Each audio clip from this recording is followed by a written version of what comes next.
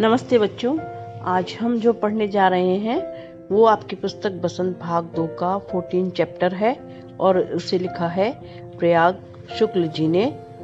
खान पान की बदलती तस्वीर। इस पाठ में लेखक ने पिछले कुछ वर्षों में देश में हुए खान पान के तरीकों में बदलाव का वर्णन किया है। देश के विभिन्न प्रदेशों के स्थानीय व्यंजन अन्य प्रदेशों में भी लोकप्रिय हो गए हैं। इस प्रकार अब खान पान की संस्कृति एक मिश्रित संस्कृति का रूप ले चुकी है। इस संस्कृति में विदेशी व्यंजन भी फास्ट फूड के रूप में शामिल हो गए हैं, जिससे आप सभी परिचित हो। इस बदलाव से लाभ के साथ साथ हानियां भी हुई हैं। स्थानीय व्यंजनों का प्रयोग कम हो गया, लेकिन भोजन में विविधता आ गई और ऐसा लगता है कि ये विविधता और बढ़ती ही जाएगी।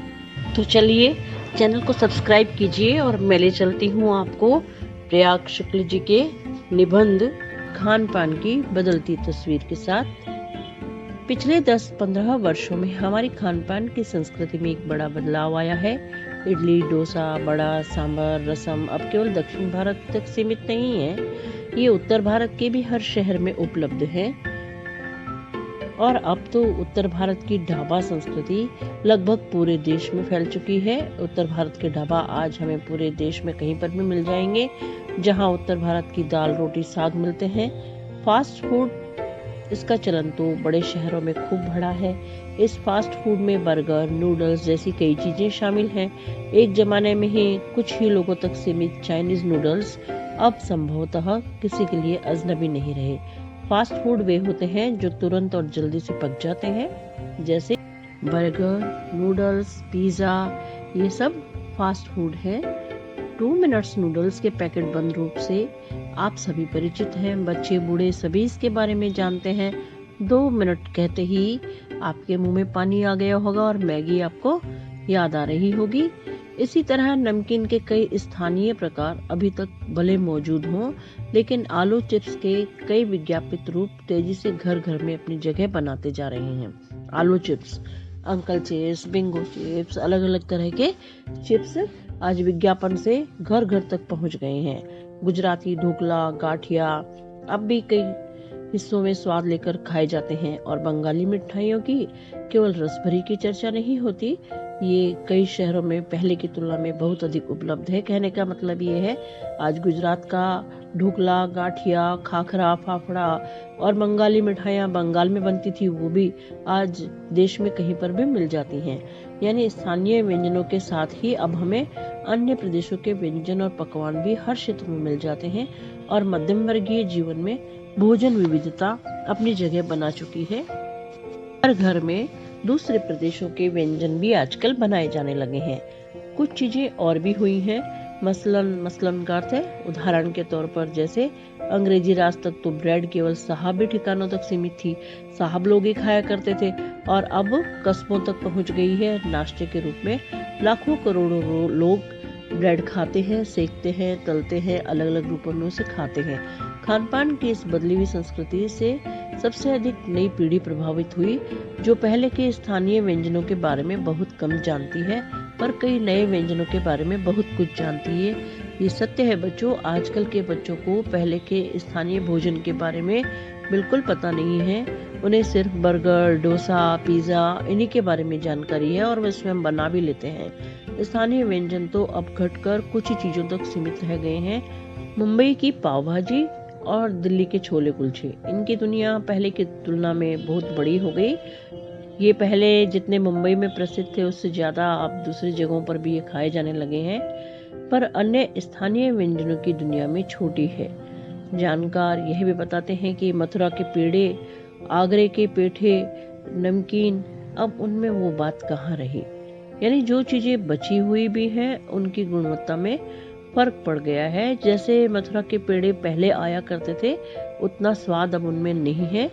फिर मौसम और ऋतुओं के अनुसार फलों, खाद्यान्नों से जो व्यंजन और पकवान बना करते थे, उन्हें बनाने की फुर्सत भी अब कितने लोगों को रह गई है। हर पकवान अपने मौसम के अनुरूप ही हमें अच्छा लगता है, तो मौसम के अनुरूप आजकल पकवान बनाने की किसी के पास फुर्सत नहीं है, समय ही नहीं है। अब गृहिणियों या कामकाजी महिलाओं के लिए खरबूजे के बीज सुखाना, छीलना, फिर उनसे व्यंजन तैयार करना बहुत दुस्साध्य हो गया है, कठिन हो गया है, क्योंकि एक तो उन्हें करना उन्हें अच्छा नहीं लगता, कठिन लगता है, फिर उनके पास समय भी नहीं है उसे बनाने के लिए।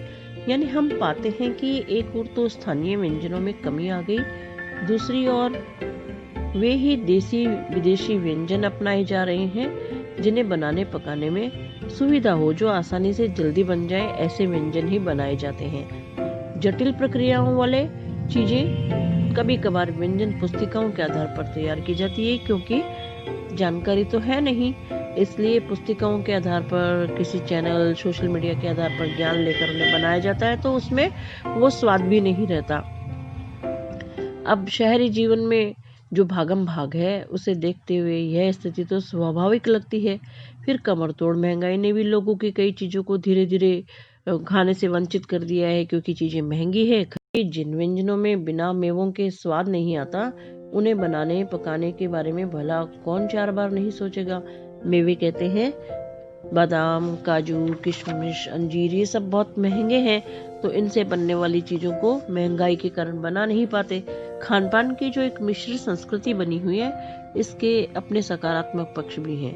गृहिणियों और कामकाजी महिलाओं को अब जल्दी तैयार हो जाने वाले विविध व्यंजनों की विधियां उपलब्ध हैं। हाँ, मिश्रित संस्कृति से अर्थ है कि देश के विभिन्न प्रदेशों के स्थानीय व्यंजन अब अन्य प्रदेशों में भी अपनाए जाने लगे हैं। जैसे दक्षिण भारत के इडली, डोसा, बड़ा, सांभर अब उत्तर भारत में भी प्रचलित हो रहा है। और इसका सकारात्मक पक्ष यह भी है कि महिलाओं को अब जल्दी तैयार होने वाले व्यंजनों के बारे में, विधियों के बारे में पता चल गया और नए नए व्यंजन वो बना सकती हैं। तो ये हमारे देश की मिश्रित संस्कृति भी हो गई, उसकी भी उन्हें जानकारी हो जाती है।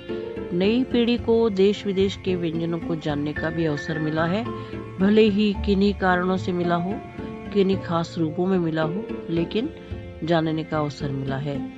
और यह भी एक सच्चाई है इसके साथ साथ कि विविध व्यंजन इन्हें निखालस रूप में उपलब्ध नहीं है, का मतलब है शुद्ध रूप में, अपने वास्तविक रूप में इन्हें नहीं जान पाए हैं। आजादी के बाद उद्योग धंधों, नौकरियों, तबादलों का जो एक नया विस्तार हुआ है, उसके कारण भी खान पान की चीजें किसी एक प्रदेश से दूसरे प्रदेश में पहुंच गई है। बड़े शहरों के मध्यम वर्गीय स्कूलों में जब दोपहर के टिफिन के वक्त बच्चों के टिफिन के डिब्बे खुलते हैं, तो उनसे विभिन्न प्रकार के प्रदेशों के व्यंजनों की एक खुशबू उठती है, दूसरे को जानते हैं। इस दृष्टि से देखें तो खान पान की नई संस्कृति में हमें राष्ट्रीय एकता के नए बीज भी मिल सकते हैं। बीज भली भांति तभी अंकुरित होंगे जब हम खान पान से जुड़ी हुई दूसरी चीजों की ओर भी ध्यान देंगे। उदाहरण के तौर पर हम उस बोली, वाणी, भाषा, भूषा आदि को भी किसी न किसी रूप में और अधिक जानेंगे। बच्चों, मान लीजिए आपके पड़ोस में कोई पंजाबी या गुजराती रहने के लिए आया, तो आप धीरे धीरे उसकी वेशभूषा से भी परिचित हो जाओगे, उसके वो लोग क्या खाते हैं उसके बारे में भी आप जानोगे, उनकी भाषा को भी जानोगे। तो किसी न किसी रूप में हम उनकी खान पान की चीजों को भी खुद बनाएंगे, अपनाएंगे, उन्हें भी अपनी सिखाएंगे। तो इस तरह से यह एक राष्ट्रीय एकता का बीज भी है। इसी के साथ ध्यान देने योग्य बात यह भी है कि स्थानीय व्यंजनों का पुनरुद्धार करना भी जरूरी है, जिन्हें हम एथनिक कहकर पुकारते हैं। आजकल स्थानीय व्यंजनों को, लोकल व्यंजनों को एथनिक कहा जाता है। ऐसे स्थानीय व्यंजन केवल 5 सितारा होटलों के प्रचारार्थ नहीं छोड़ दिए जाने चाहिए। 5 सितारा होटलों में वे कभी कभार मिलते रहे, पर घरों और बाजारों से गायब हो जाएं, तो यह एक दुर्भाग्य होगा। अगर एक राजस्थान में रहने वाले राजस्थानी के घर में दाल बाटी चूरमा ना मिले, या पंजाब में रहने वाले पंजाबी के घर में मक्के की रोटी और सरसों का साग वहाँ तो ना बने पर होटलों में मिले, तो यह तो एक अच्छी बात नहीं होगी। यह घर में बनना चाहिए और उसी शुद्धता और क्वालिटी के साथ बनना चाहिए जैसे पहले बना करता था, ताकि वो सबको पसंद आए। अच्छी तरह बनी बनाई पकी पकाई पूड़ियाँ, कचौरियाँ, जलेबियाँ भी अब बाजारों से गायब हो रही हैं। मौसमी सब्जियों से भरे हुए समोसे अब कहाँ मिलते हैं। उत्तर भारत में उपलब्ध व्यंजनों की तो और दुर्गति हो रही है। क्योंकि जो उत्तर भारत में चीज़ें पहले गली मोहल्लों की दुकानों में मिल जाया करती थी, अब उनको खास दुकानों में तलाशा जाता है और ये भी रहता है कि वो दुकानों में मिलेगी भी या ना मिलेगी। तो यह भी एक कड़वा सच है कि स्थानीय व्यंजनों को हमने तथाकथित आधुनिकता के चलते छोड़ दिया है और पश्चिम के नकल में बहुत सी चीजें अपना ली हैं जो स्वाद, स्वास्थ्य और समरसता के मामले में हमारे अनुकूल बिल्कुल नहीं है। तो क्या बच्चों आप मानते हो नियमित रूप से पिज़्ज़ा, बर्गर, चाउमीन, ये फास्ट फूड खाना हमारे स्वास्थ्य के लिए अच्छा है, या घर का बना खाना, घर की बनी दाल रोटी खाना वो अच्छा है? हो यह भी रहा है कि खान पान की मिश्रित संस्कृति में, मिली जुली संस्कृति में हमें कई बार चीज़ों का असली और अलग स्वाद नहीं मिल पाता है। अक्सर प्रीतिभोजों में और पार्टियों में एक साथ ढेरों चीज़ें रख दी जाती हैं और उनका स्वाद गड़बड़ होता रहता है। खान पान की मिश्रित और विविध संस्कृति हमें कुछ चीज़ें चुनने का अवसर देती है, लेकिन हम उसका लाभ नहीं उठा पाते। हम अक्सर एक ही प्लेट में कई तरह के और कई बार तो बिल्कुल विपरीत प्रकृति वाले उन व्यंजनों को एक साथ परोस कर लेना चाहते हैं जो एक दूसरे के साथ नहीं खाने चाहिए। वो व्यंजन विपरीत प्रकृति वाले होते हैं।